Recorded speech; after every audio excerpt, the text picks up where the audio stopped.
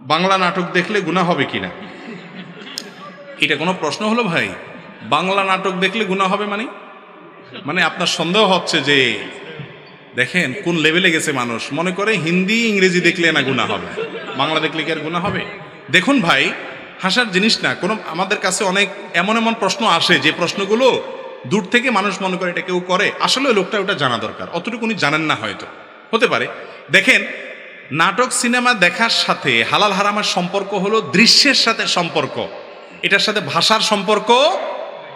আরবিতে নাটক দেখলে সওয়াব হবে, বুঝেন নাই কথা? আরবিতে যদি আপনি নাটক দেখেন যে নাটকে নারী পুরুষ একসাথে অভিনয় করে, মিউজিক আছে, হারাম জিনিস আছে যেটা দেখা হারাম, এটা যদি আরবিতেও দেখানো হয় জায়েজ হবে না? তাহলে বোঝা গেল এটার সাথে ভাষার কোনো সম্পর্ক নেই। কি দেখছেন সেটার উপর নির্ভর করবে।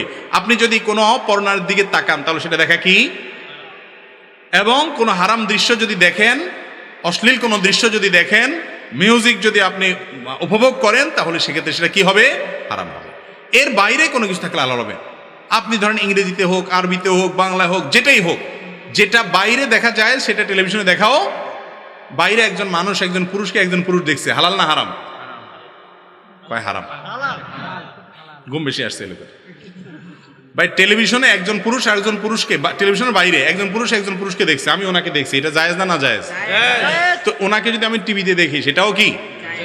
আপনি বাইরে যেটা দেখা যায় টিভিতেও সেটা, বাইরে যেটা দেখা না যায় টিভিতেও সেটা দেখা না যায়। বাহিরে একজন পুরুষ একজন নারী যার মাহরাম না, তাকে দেখা জায়েজ আছে? তাহলে টিভিতে দেখাও। টিভিতে যারা অভিনয় করতেছে মহিলারা, এরা কি আপনার মাহরাম?